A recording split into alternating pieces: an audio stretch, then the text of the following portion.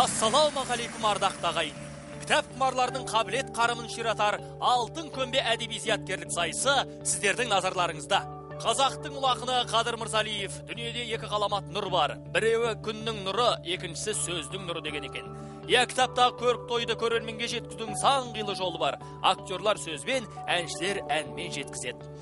Бүгін біздің студиямызда өнер адамдары, демек қошеметтеп, сол кісілерді ортаға шақырайық. Атамекен тобы, жас әнші Ермек Мұқашев және Рауан Әкімбеков. Алматы қаласы жастар продюсерлік орталығының ұйымдастырушысы. Ал құрметті ойыншылар, батыр бабаларымыз жекпе-жекке шыққанда ұрандап шапқан ғой. Қанеки, ұрандарыңыз бар ма? Кең байтақ өлке мекенім, қазағым менің жүрегім. Бәрекелді, қошеметтеп қойыңыздар. Әрдайым қазағым деп соқсын жүректеріңіз. Атамекен тобы, Ермек Мұқашев. Табиғат аясында демалып, балық аулағанды ұнатады. Қазақ қаламгерлерінің шығармаларын жиі оқып, өзіндік ой түйеді. Рауан Әкімбаев, ұйымдастырушылық қабілеті жоғары, өз ісінің нағыз білгірі болуды армандайды. Әрдайым ізденісте жүреді. Келесі топ Жерұйық тобы. Белгілі сазгер Қанат Ибрагимов және жас әнші Көркем Сейсенбеков. Қош келдіңіздер жігіттер, ұрандарыңызды тыңдап өтейік. қайратты қазақ, айбатты қазақ. Бәрекелді, бүгін нағыз патриотты жігіттер жиналған екен ғой. Жерұйық тобы. Қанат Ибрагимов, жүрегінен әуезді әуен түзген сазгер, гитарамен ән салып, домбыра тартады. Көркем Сейсенбеков, эстрада әншісі, көрерменнің сүйіп тыңдар әншісі болумен қатар, ел игілігіне қызмет ету басты мақсаты. Үшінші топ Кемеңгер тобы. Жас әнші Серікбол Дайырбаев пен Абай атындағы педагогикалық университетінің студенті Нұрсұлтан Әмірбек біздің ойынымызға арнайы келіп отыр. Ұрандарыңыз жігіттер. Қазақстан біздің кемелдел, сіздермен бірге Кемеңгер. Бәрекелді, қандай рухты жігіттер. Кемеңгер тобы. Серікбол Дайырбаев, спортты жаны сүйеді. Бокспен кәсіби деңгейде айналысу арманы. Достарымен жиі бас қосып, аң аулағанды ұнатады. Нұрсұлтан Әмірбек, қазақ сатирасын зерттеп, арманы осы жанрдың қайта түлеуіне үлес қосу. Қазірдің өзінде оның шығармалары оқырманға жақсы таныс. Алға, қазақ жігіттерді бір шырқақ бойыңыздар қосылып, қанеке. Алға, қазақ жігіт. Қошемет ардақты ағайын. Тек қана алға. Біліктілер мен білімділер додасына қош келдіңіздер жігіттер. Ал құрмет сайыскерлер, мына журналистер қауымы әдебиет теориясы, сөз өнері деген сабақты жақсы біледі. Ғұлама ғалым академик Зейнолла Қабдолов ағамыз өзінің әрбір сабағын шәкірттерінің есінде қалатындай ғып өткізеді екен. Бірде кезек сабағын ағамыз мынандай жыр шумақтармен бастайды. Мен бүгін сонау көгілдір көлге сағынып ұшып барамын. Бірге қаққанат қасымнан қалмай сағынып көрген қарағым. Жалғасын сен айт, бұл асқақ әннің жабылып кетсем егермен, ғұлама жылдар саудырлатқанда парағын деген екен. Осы өлеңнен кейін Зейнолла ағамыз, білесіңдер ме оқушылар, бұл кімнің өлеңі деп сұрақ қояды екен. Сонымен осы сұрақ сіздерге қойғым кеп тұр. Кімнің өлеңі? Төлеген Айберген. Әрине Төлеген Айбергеннің өлеңі. Құдай қаласа биыл көктемде қазақ халқы әйгілі ақынның 75 жасқа толған мерекесін атап өтпек. Соған дайындықта жүріп жатыр. Сіздер де ат салсат деген ойдамыз. Қадірменді әншілер, өнер адамдары, сазгерлер, және де біздің болашаққа сүйрейтін қазақтың нағыз жігіттері. Ал құрметті ойыншылар, сіздерге ойын шартымен түсіндіріп өтейін. Алғашқы айналымда 6 тақырып беріледі. Жандарыңызға жақын тақырыпты таңдайсыздар. Сол ашылған ұяшықтан 3 түрлі сұрақ қойылады. 3 түрлі сұрақтың 4 түрлі жауап нұсқасы бар. Егер дұрыс жауап берсеңіздер, әрбір сұраққа 50 пайдан береміз. Ойлануға 5 секунд. Сонымен ең алғашқы топ Атамекен тобы, өздеріңізден бастайық. Назарларыңыз экранға бұрыңыздар, жанға жақын ұяшықты таңдаңыздар. Кітаптар, ауыз әдебиеті, ақын жазушылар, кейіпкерлер, әлем әдебиеті, әмбебап. Қайсын оқымыз? Жоқ, кітаптарды тыңдайық. Сонымен сіздердің таңдаған ұяшықтарыңыз қандай? Кітаптар. Сонымен кітаптар аяшығын ашайық. Ең алғашқы сұрақ. Шұғаның белгісі повесінің авторы. Сәкен Сейфуллин, Сұлтан Махмұд Торайғыров, Бейімбет Майлин, Сәбит Мұқанов. Бейімбет Майлин. Бейімбет Майлин. Дөп басты.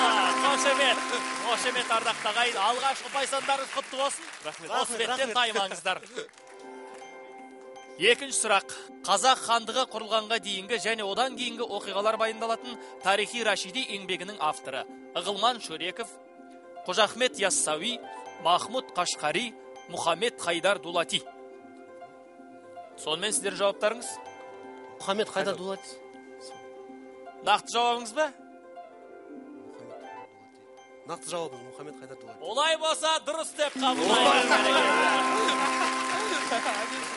Ай, жарайсыздар.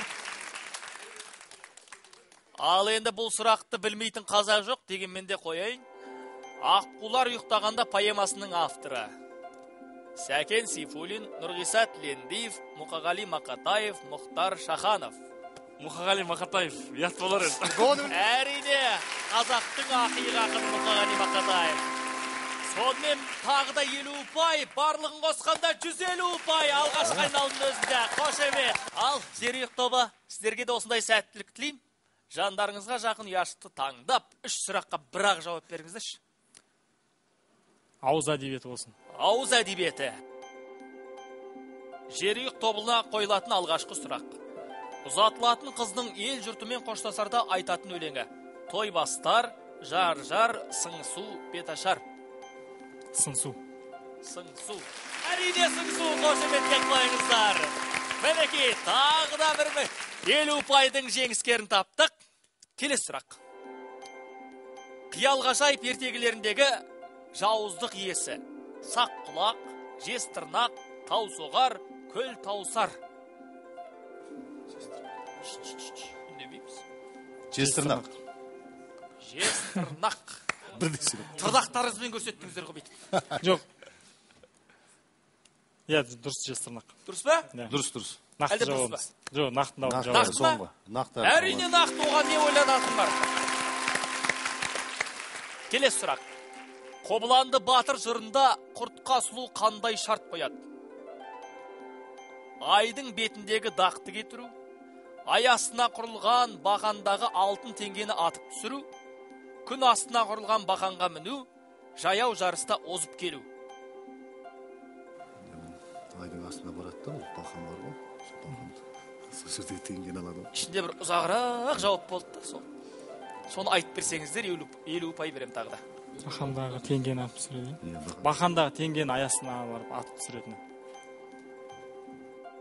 Қошеметтеп қойыңыздар. Әрине дұрыс. Аясына құрылған бақандағы алтын теңгені атып түсіру. Дұрыс. Ал, мінекей, бір-бірінен қалмай келе жатыр. Құрметті Нұрсұлтан, Серікбол, сіздерге де осындай сәттілік Біз кете береміз ғой деймін. Жоқ, болмайды. Ал, қандай ұяшық таңдайсыздар? Кейіпкерлерді алайық. Кейіпкерлер, менің сүйікті кейіпкерлерім. Сұрақтарыңызға мұқият болыңыздар. Маданхан қай ертегінің кейіпкері? Ертөстік, Керқұлатты Кендебай, Жетөнерпаз, Аяз би. Далада қандай суық, Сұрақ жауабымыз дайын. Қандай? Аяз би. Аяз би! Қошеметтеп қойыңыздар. Келесі сұрақ. Мұхтар Әуезовтің Абай жолы романындағы Абайдың ең жақын досы Оспан, Ербол, Сүйіндік, Бөжей. Абылай ханның да осындай досы болған. Біздің жауабымыз дайын, Ербол.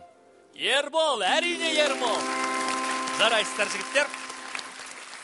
Үшінші сұрақ. Өтте жеңіл сұрақ. Шатасып кетсеңдер ұят болады.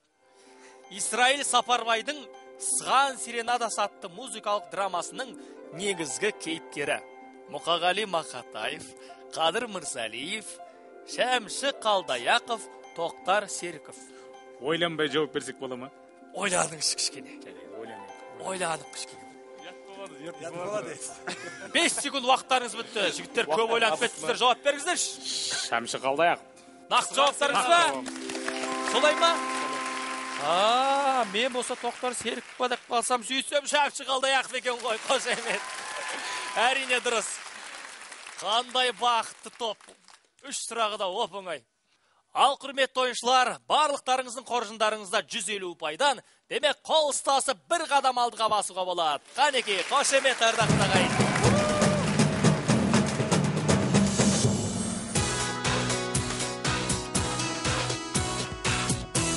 Мінеке жігіттер, қарқындарыңыз осындай болса, жеңіс тұғырына да бірге шауып келетіндеріңіз әбден мүмкін. Қошеметтек қойыңыздар. Төлеген Айбергенов небәрі 30 жасқа жетер-жетпес ғұмыр кешті. Оның өлеңдері мәңгі өшпес қазына болып қалды. Мұхтар Шаханов сол кісіге арнаған бір өлеңінде «Пайымдаймын, мойындаймын, сен данасың, мен бала, ұлтына кім жақын, кім алыс айқындайтын ел ғана, 10 том өлең жазғандарды кетті ұмытып кең дала, бірақ шағын 10 өлеңмен 10 миллион қазақты толғандырған, таң қалдырған Махамбет пен сен ғана» дейді. Қандай керемет өлең. Қазіргі кезде Төлеген Айбергеновтың өлеңдері үлкендер мен жастардың үлкен ықыласымен оқылып жүрген дүниелер. Құрметті ойыншылар, біз сіздерді екінші айналымға өтулеріңізбен құттықтаймыз. Төлеген ағамыздың өлеңін оқып беретін бір жігіт бар ма араларыңызда? Мен айтып берейін. Бәрекелді. Бір тойым болатыны сөзсіз, менің дәл қай күн екенін айта алмаймын. Бірақ ешкімді де билетпей қайтармаймын. 14 таға тасталар ұран сондай. Қартыңдағы қайтпайды бір ән салмай, 25-тің бәрінде сабылдыртам, кемпірлерге қыз күнін сағындыртам. Жеңгейлердің толтырып гүлгетегін, інілерге ағаны үлгетемін. Менің жарым сол түні кірпік ілмей, ақ қанатпен ақ қайың бүртігіндей, омырауынан бір сәуір шайқау есіп, ажырасқанды жүреді қайта қосып. Қандай керемет, қандай ғажап.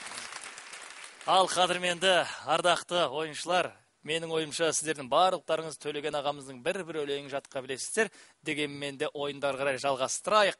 Ал сізге аға қошемет, тағы да бір мәрте. Ал құрметті ойыншылар, мінекей екінші айналымға да келіп жеттік. Топ басшылары тек қана ақыл кеңес береді, ал қасыңыздағы серігіңіз жауап береді. Дұрыс жауап берсеңіз, 100 ұпайды қанжығаңызға байлайсыз. Шығарманың желісі бойынша сұрақ қоям. Олай болса Атамекен тобы, дайынсыздар ма? Дайын болсаңыздар кеттік. Сұрақтар батырлардың тұлпарларына қатысты. Ертөстік ертегісінде Темірханның дарияға тастаған қазанын тауып әкелген кейіпкер. Ауылдағы аталарың сағындыңдар ма? Сағындыңдар ма?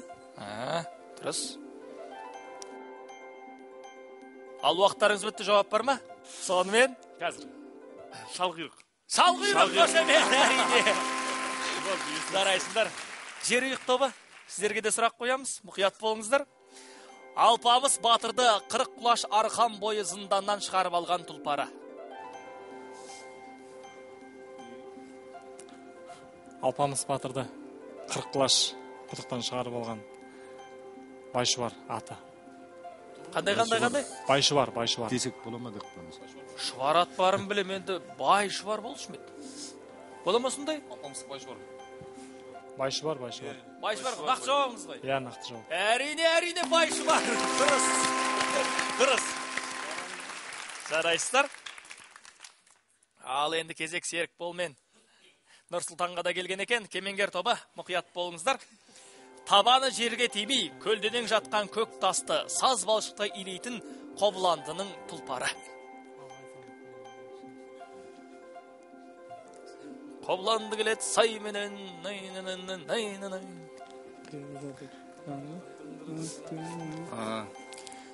Жырда бұлай келдіреді. Қобылып бұрыл гүледі, табаны жерге тимеді, көлденең жатқан көк тасты тіктеп деген тұяға саз балшықтай илет дейді. Мұнда тайбұрыл. Сәйгіліктің шабысай, тайбұрылдың даусайды, бай бәрекелді, қошемет. Әрине тайбұрыл. Қандай керемет ойын көрсетіп жатсыңдар жігіттер. Қатарласып келген ойынды бірінші рет көріп тұрмын. Атамекен тобы 250 ұпай.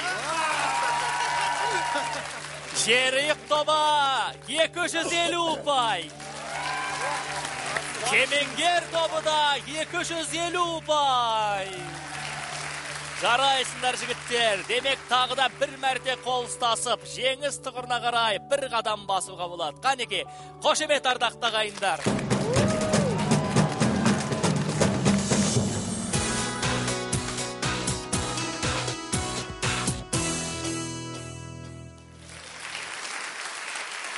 Құрметті көрермендер, құрметті ойыншылар, Төлеген Айбергенов 8 наурызда дүниеге келген. Оны барлығымыз жақсы білеміз. Сондықтан болар, оның өлеңдері де көгілдір көктемге ұқсайды. Ол махаббатты, сүйіспеншілікті, сағынышты жырлады. Биыл Төлеген рухы асқақтайтын жыл. Ақынның жыр жинағы қайта басылып, оқырманмен қайта қауышпақ. Жыр кештері табиғатқа жан бітіріп, жүректерді өлеңмен әлдилемек. Биылғы көктем Төлегеннің жырларымен сыңғырлап, есімізде қалатын болады. Міне, біз үшін осы жыл тек қана осындай жақсылықтарға толы болсын. Сүбелі жыл болсын. Ай, рахмет, әрине, сүбелі жыл болсын. Олай болса, 3 айналымға өттік, ойынымыз ары қарай жалғастырайық. Ал қадірменді ойыншылар, барлықтарыңыздың ұпай сандарыңыз бірдей, сондықтан да Атамекен тобы өздеріңіз бастай бересіздер ойынды. Экраннан сұрақ қойылады. Сол сұраққа 20 секунд ойланасыздар, содан кейін жауап бересіздер. Қадірменді Атамекен тобының ойыншылары сәттілік тілеймін. Рахмет. Назарларыңызды экранға бұрыңыздар. Алып пұлға байсалды, ана ұраған алатай. Нұрғали Нүсіпжановтың орындауындағы Алатаудың сөзін жазған ақынды атаңыз. Сөзін жазған ма? Сөзін жазған. Ақынды. Асықпай ойланып алыңыздар. Нұрсұлтан Әлімқұлов. Нұрсұлтан Әлімқұлов деп ойлап тұрсыздар ма? Экранды ашып көреміз ба дұрыс жауапты? Көрейік, ашып көрейік. Әлімқұлов болсын, Әлімқұлов. Көрсек көрейік. Шыңына көз жетпес, көріңі сөз Жетпес, басына қар кетпес, өзіңе тау бітпес. өмірі гүлі, өмірі жырлы, жадырап Бұл әннің жайдарлы. сөзін жазған сырлы ақын Нұрсұлтан Әлімқұлов. Қошемет! Жарайсың, Рауан, жарайсың. Қандай керемет. Ал, жерек тобы экранда ашайық па? Ал кет. Сәттілік сіздерге де. Алтын көмбе ойыншыларына сауалым. Жюль Верннің 15 жасар капитанында Диксент қалай ғана 15 жасында капитан бола қалды. Бәрі біледі. Оп. Ай, шіркін ай. Бізге осындай сұрақ бұйырса деп тұрған Серік бол.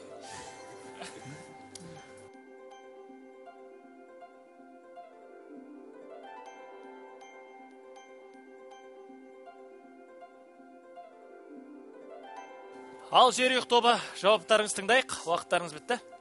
Сонымен? Жауап жоқ па? Дегенмен де көрейік. Дұрыс жауапты көрейік. Біліп жүресіздер. Сапардан оралып келе жатқан кеменің капитаны және оның серіктері кит аулау кезінде түгел мерт болады. Кеменің қожасының әйелі содан соң білгірлігіне, тапқырлығына қарап, Диксентті 15 жас жасағанына қарамай, капитан етіп тағайындады. Қандай керемет шығарма. Серікбол мен Нұрсұлтан, кемеңгерліктеріңізді көрсетіңіздер.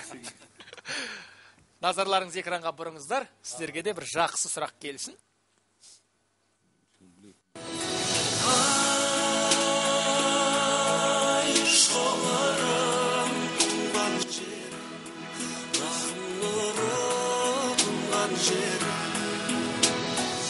Қазақ еліне кеңінен танымал, Жетісу жерінің жер ұйығына теңелген Үшқоңыр әнінің сөзін жазған кім?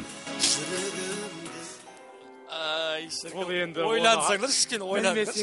Жарайды, ойланайық. Кішкене ойландыр. Ойланып бұлай. Ал, мінекей. Бұны енді білмесе екен, ят болады. Ал кемеңгер тобы. Бұл Жауаптарыңызды әннің сөзін жазған Қазақстан Республикасының тұңғыш елбасы Нұрсұлтан Әбішұлы Назарбаев. Нұрсұлтан Әбішұлы Назарбаев деп ойлайсыз ба? Солай ойлап тұрсыз ғой, көрейік. Бұны білмейтін қазақ жоқ шығар деп ойлаймын. Ол кісі әнге де сөз жазады екен ғой, көрейік.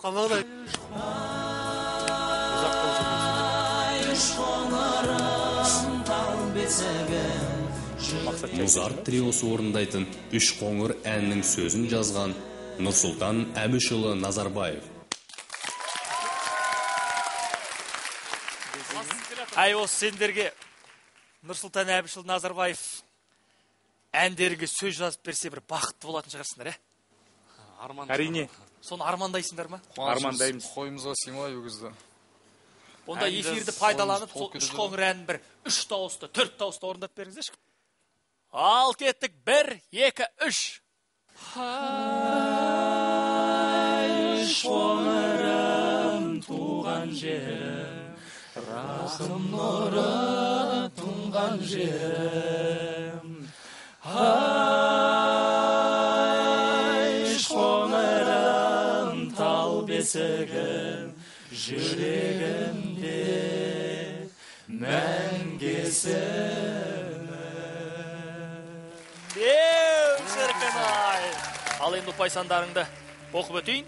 Атамекен тобы 350 ұпай. Жерұйық тобы 250 ұпай. Кемеңгер тобы 350 ұпай. Сонымен Атамекен тобы және Кемеңгер тобы бір қадам алдыға бассын. Қошеметтеп қойыңыздар.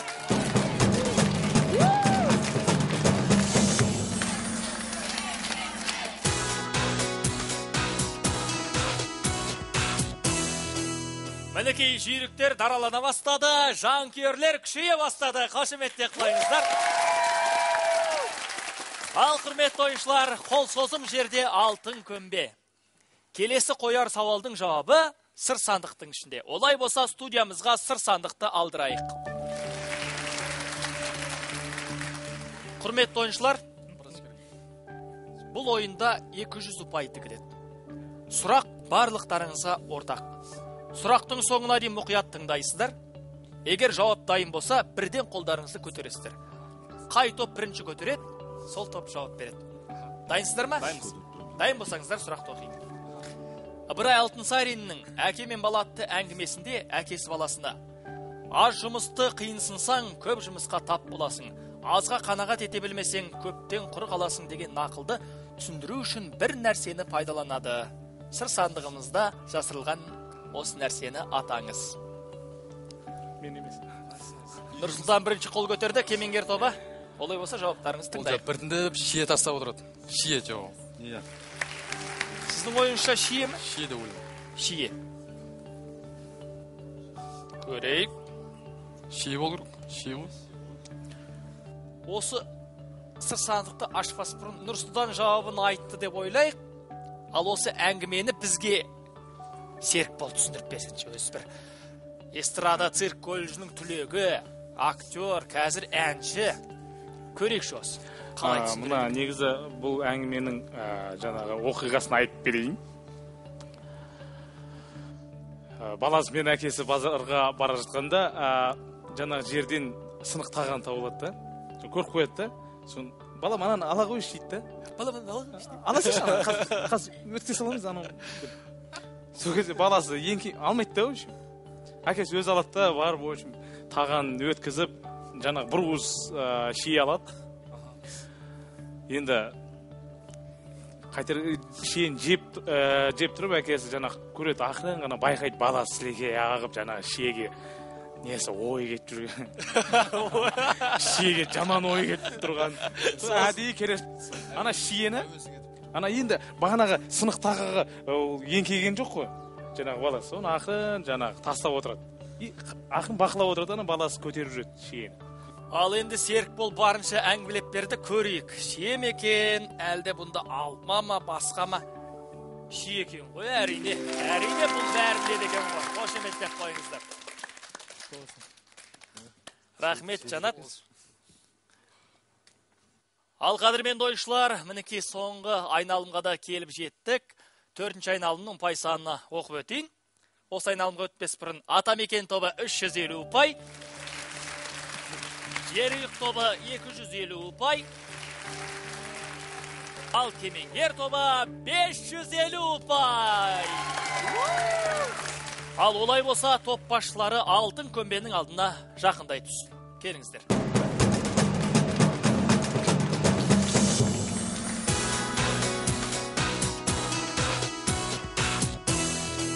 Ал құрметті көрермендер, алтын көмбенің алдында 3 топтың да топ басшылары Рауан, Қанат және де Нұрсұлтан. Үшеуіне де сәттілік тілейік. Бұл айналым өте қызықты. Бұл жерде бағанағыдай емес, бақандай 500 ұпай тігіледі. Сондықтан да кез келгендеріңіздің мүмкіндіктеріңіз бар. Әсіресе қалып келе жатқан топ, сіз дереу алтын көмбенің иесі атануыңыз мүмкін. Сондықтан да жақсылап тұрып, сұраққа мұқият болыңыздар. Сұрақты оқиын ба? Ал, бісміллә, кеттік. Жаңғұтты шешен Абайдан болат пышақ не кеспейді деп сұрағанда, Абай не деп жауап береді?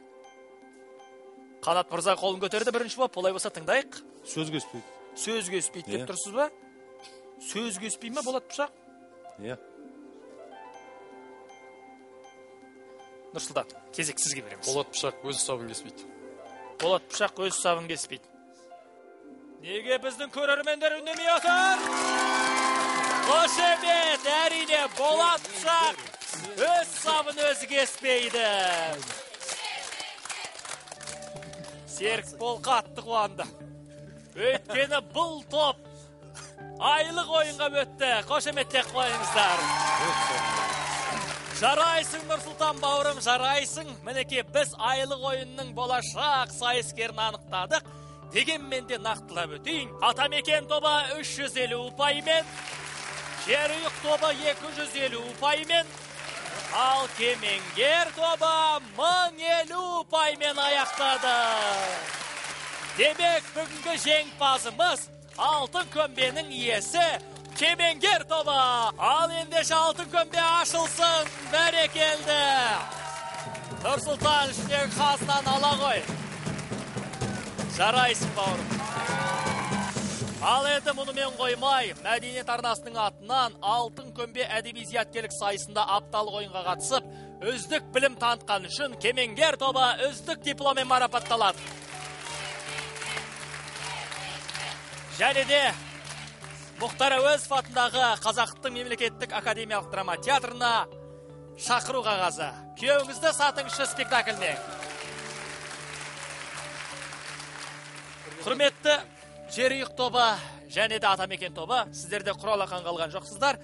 Мәдениет арнасының атынан мынандай керемет кітаптар. Білімдеріңізді одан сайын қампита түсіңіздер. Құтты болсын. Ардақты ағайын, Төлеген Айбергеновтың сағыныш тұнған жырлары сезімге іңкәр жүректермен сырласып, халқымен мәңгі жасай бермек. Қазақ барда оның есімі ұмытылмақ емес. Біз бүгін әдебиеттің аламан бәйгесінде ақын рухын асқақтата отырып, тағы бір жеңімпазымызды анықтадық. Ана тілімізді ұлықтап, көркем әдебиетімізді насихаттаған білім бәйгесінде келесі кездескенше аман сау болайық, ардақты ағайын. Нұрсұлтан екеуміздің бағымыз жанған сияқты болды да өзім. Бақша ма, бапша ма болды. Енді мен енді ән саласынан болғандықтан енді ән жағынан жауап бердім, білгенімді, енді білмегенімді жаңа Нұрсұлтан бірімізді толықтырып, жаманымыз жазырып, жақсылығымыз асырып кеткен жайымыз бар. Алтын көмбе бағдарламасына өте алғысымыз шексіз. Негізі көптен бері осындай передачаларға қатыспадық, бірақ енді мектепті ерте біттік, содан кейін де көп нәрсені ұмытып қалдық, кішкене еске түсіріп. Қобалжулықтар болды, бірақ аз-маз ойын барысында. Басқа түскен көз көрер дейді ғой, бұйырғаны болды. Енді жаңағы китке байланысты сұрақ келген кезде кішкене дағдарыста қалдық, одан кейін асығыстау жауап беріп аттық. Соның кесірінен өзімізге тағдырымызға жазылған ұпай санын алдық. Өкінбейміз, болашақта жақсы жетістіктерге жетеміз деген сеніміміз бар.